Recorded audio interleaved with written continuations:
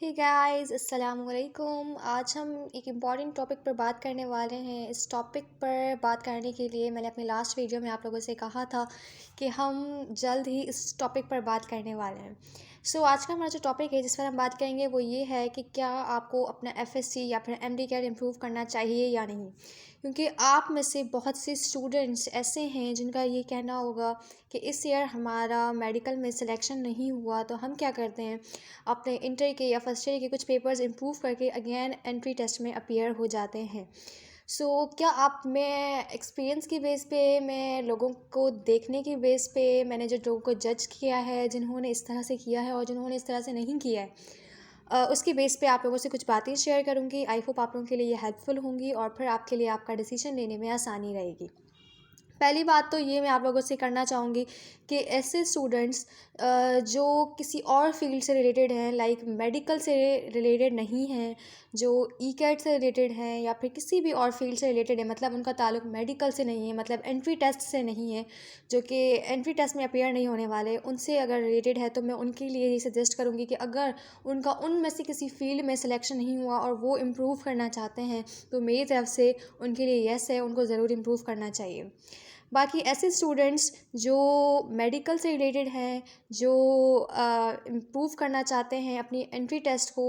उनमें कुछ कैटेगरीज़ आ जाती है हमारे पास स्टूडेंट्स की। उनके लिए मैं ये कहना चाहूँगी कि ऐसे स्टूडेंट्स जिनको ये लगता है कि उनका A1 ग्रेड है फर्स्ट ईयर इंटर में, मतलब उनका है या आएगा, क्योंकि अभी तक काफ़ी जगहों पे इंटर का रिज़ल्ट नहीं आया, तो अगर आ गया है तो उनका A+1 है। और ऐसे स्टूडेंट्स जिनको रिज़ल्ट नहीं आया, उनको लगता है कि उनका श्योरली ज़रूर आएगा ही आएगा A1 ग्रेड,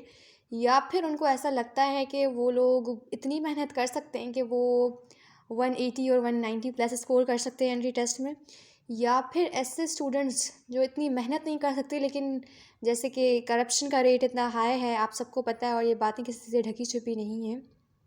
और आपको लगता है कि आपके पेरेंट्स आप लोगों की इतनी सोच चलवा सकते हैं, तो आप लोग बेशक इम्प्रूव कर सकते हैं। बट ऐसे स्टूडेंट्स जिनका A ग्रेड है, और ऐसे स्टूडेंट्स जिनका कोई सोर्स भी नहीं है, सिर्फ मेहनत कर सकते हैं, और वो 150 और 140 और 155 या मतलब इतना स्कोर करने वाले अगर हैं स्टूडेंट्स, और उनके ग्रेड्स भी A हैं, और वो ये सोच रहे हैं कि हम कुछ पेपर्स में इम्प्रूव कर लेंगे तो उनके मार्क्स विदाउट एनी सोर्स बढ़ जाएंगे, तो मैं यही कहना चाहूँगी कि विदाउट एनी सोर्स तो मार्क्स बिल्कुल भी नहीं बढ़ते हैं। थोड़े से 8-10 मार्क्स बढ़ जाते हैं, जिनसे आपकी परसेंटेज पर, आपके एग्रीगेट पर कोई ख़ासा फ़र्क नहीं पड़ता है। ठीक है, और ये बातें बिल्कुल सच हैं, इनमें कोई गलत बात नहीं है या कोई झूठ नहीं है, बिल्कुल हकीकत मैं आप लोगों को बयान कर रही हूँ इस वक्त, कि अगर आप कोई एक ऐसे स्टूडेंट हैं कि आपकी कोई सोर्स भी नहीं है, और आप एक ऐसे स्टूडेंट हैं कि आप कीज़ भी नहीं ख़रीद सकते, ग्रेड्स भी नहीं ख़रीद सकते, तो अनफॉर्चुनेटली ये जो मेडिकल की फ़ील्ड है, MBBS और BDS की, ये उन स्टूडेंट्स के लिए नहीं है। तो आप लोग अगर चाहें तो मैं आपको यही सजेस्ट करूँगी कि आप इस तरह से, अगर ऐसे स्टूडेंट हैं जिनके पास इस तरह की कोई काम नहीं है, बिल्कुल मेरिट पर अगर आप चल रहे हैं, अगर सिंसेरिटी के साथ आप बिल्कुल चल रहे हैं, अगर आप एक मेरी तरह के स्टूडेंट हैं, तो आपका MBBS और BDS में सिलेक्शन होना बहुत मुश्किल है। आपने अपना एक ट्राई दिया होगा, अगर हाँ आपको ऐसा लगता है कि आपकी तरफ से कोई कमी रह गई थी, आपकी साइड से कोई कमी थी, आपकी आपकी मेहनत में कमी थी, आपने कुछ कम मेहनत की थी, आपको अगर अपनी तरफ से अपने पोटेंशियल में, अपनी मेहनत में, अपनी दुआओं में अगर कमी लगती है, अगर आप उसको इम्प्रूव कर सकते हो तो आप कर लें भले इम्प्रूव। बट मैं आपको यही सजेस्ट करूँगी कि दूसरी फील्ड्स माशाल्लाह से बहुत अच्छी हैं, उनका बहुत ज़्यादा स्कोप है, आपको यही टैग, आपको यही नाम आपको दूसरी फील्ड में मिल सकता है। आप पहले एक क्वेश्चन अपने आप से ज़रूर पूछिएगा, मैं आपको ये सजेस्ट करूँगी कि मेरी वीडियो देखने के बाद आपने एक क्वेश्चन, हर स्टूडेंट ने अपने आप से ज़रूर पूछना है कि आपने MBBS या BDS में ही क्यों जाना है। इसके आपको जितने ज़्यादा आंसर्स मिल सकते हैं इस क्यों के, आपने अपने साथ वो शेयर करने हैं, अपने आप के साथ के इस क्यों को, और फिर उसके ही आपने अपने आप से क्वेश्चंस करने हैं खुद ही कि क्यों मुझे MBBS में ही जाना है। क्या है उसमें अंदर, भाई कोर्ट है, भाई पैसा है, भाई इज़्ज़त है, भाई शोहरत है, और आपका ड्रीम है। भाई क्या क्या ड्रीम है तो क्यों है आपका ड्रीम, आपको क्या पैसा सिर्फ इसी फील्ड में मिलेगा, क्या आपको ये टैग सिर्फ इसी फील्ड में मिलेगा? तो आपने ये इस टाइप के क्वेश्चंस हैं जो अपने आप से करने हैं। अगर आपको उन सारे आंसर्स मिलने के बाद भी यही आपका अगर आंसर है कि हाँ इन सब का ताल्लुक सिर्फ एमबीबीएस और बीडीएस से है और ये सिर्फ एमबीबीएस और बीडीएस करके ही आपको मिल सकते हैं और आप उसके लिए किसी भी हद तक जा सकते हैं, तो आप बेशक जाएँ। मैं यहाँ पे किसी को डिमोटिवेट नहीं कर रही, मैं आपको हकीकत बयान कर रही हूँ। सो आप लोग कोशिश करें कि आप ऐसी फील्ड में जाएं जिसमें आप लोग बहुत ज़्यादा सेटिस्फाई हों और आपकी सेटिस्फेक्शन आप पे डिपेंड करती है, कोई और आपको इससे सेटिस्फाई नहीं कर सकता आपकी अपनी फील्ड से। आप खुद इत्मीनान रखें। देखिए आपको ना ये सब बात समझना बहुत ज़रूरी है कि ये जो फील्ड्स हैं सारी की सारी, ये जो हम स्कोप की हमेशा बात करते हैं कि स्कोप है या नहीं है, तो स्कोप की जो हम बात करते हैं वो सारी की सारी फील्ड्स बनाई ही इसलिए गई हैं क्योंकि उनकी ज़रूरत पड़ी तभी उनका स्कोप है। आप उसके अंदर जितनी मेहनत करते हैं, आप उसके अंदर जितना इंटरेस्ट दिखाते हैं, आपके पास उस फील्ड से रिलेटेड जितनी स्किल्स होती हैं, आप उसको जितना इन्हेंस कर सकते हैं, उसके अंदर जितना एक्सप्लोर कर सकते हैं, वो सब आप पे डिपेंड करता है। आपकी क्लास के अंदर 50 बच्चे होंगे और 50 के 50 अपने हर सब्जेक्ट के अंदर या किसी एक सब्जेक्ट के अंदर सेम स्कोर नहीं लेकर आते होंगे। जब सब स्टूडेंट्स का स्कोर सेम नहीं होता तो फिर हम जब कम स्टूडेंट्स के जो कम मार्क्स वाले स्टूडेंट्स अगर पूछा जाएगा तो उनको यही रहेगा कि ये सब्जेक्ट ख़राब है या ये टीचर ख़राब है, और या उनका इंटरेस्ट ना होने की वजह से उनके हालांकि मार्क्स कम आए होंगे और लेकिन उनका जो आपको आंसर्स मिलेंगे वो डिफरेंट इस तरह के मिलेंगे कि वो दूसरे को ही ब्लेम कर रहे होंगे। वो कहेंगे कि भाई ये सब्जेक्ट तो पढ़ना ही मत, ये तो करना ही मत, वो तो करना ही मत। ठीक है, तो इसी तरह से फील्ड्स बिल्कुल इसी तरह से होती हैं। आप अगर खुद इसको मैं ज़्यादा मेहनत करके अपनी स्किल्स अपना एक्सपीरियंस इन्हेंस करेंगे तो आप इन सारी की सारी फील्ड्स के अंदर जो कि मैंने कल एक्सप्लेन की थी, जिसके अंदर मैंने कोशिश की थी कि मैं आपको थोड़ा सा बता सकूं कि उन फील्ड्स के अंदर क्या है क्या नहीं है। तो अगर आप खुद से उन फील्ड्स के अंदर जाते हो, उनके अंदर रहकर आप मेहनत करते हो, तो आप अपनी मतलब लिमिट से ज़्यादा जो है वो उनका स्कोप बन जाएगा, लिमिट से ज़्यादा कमा सकते हो, जैसा चाहो वैसा कर सकते हो, जैसी आप अपनी लाइफ चाहो वैसा गुजार सकते हो। ठीक है, बाकी रही एमबीबीएस और बीडीएस की बात, तो ऐसे स्टूडेंट्स जिनको लगता है कि उनकी कहीं ना कहीं उनके A1 ग्रेड्स हैं और हाई परसेंटेजेस के अंदर और वो स्कोर भी बहुत ज़्यादा अच्छा कर सकते हैं, ये किसी ना किसी तरह से अब वो मेहनत से कर सकते हैं, अब वो करप्शन से कर सकते हैं, अब वो सोच से कर सकते हैं, वो पैसा चला के कर सकते हैं, वो किसी को जान पहचान में कर सकते हैं, वो किसी भी तरीके से अगर एक्स्ट्रा स्कोर मतलब 180 190 170 इतना स्कोर या 160 प्लस स्कोर और A1 ग्रेड्स के साथ जो है वो है, मतलब A1 ग्रेड्स में भी हाई परसेंटेजेस 900 प्लस मार्क्स जो होते हैं, इतने अगर आपके पास हैं तो आपने ज़रूर इम्प्रूव करना चाहिए। या आपको लगता है कि इस साल नहीं है नेक्स्ट ईयर तक आपके पास आ जाएंगी ये सारी चीज़ें, तो आपने ज़रूर इम्प्रूव करना चाहिए। या आप किसी और फील्ड से रिलेटेड है या कि आप जैसे कि कोई कंप्यूटर साइंस इंफॉर्मेशन टेक्नोलॉजी या आप डीपीटी के लिए आपने अप्लाई किया करना है या कुछ और मतलब किसी और फील्ड से या इंजीनियरिंग से रिलेटेड है, तो अगर आप इम्प्रूव करना चाहते हैं तो भी आप कर सकते हैं क्योंकि वहाँ पे इतनी ज़्यादा करप्शन नहीं चलती है। अगर आप मेहनत करोगे थोड़ी सी भी ज़्यादा करोगे तो आपका ईज़िली सिलेक्शन हो जाएगा। ठीक है,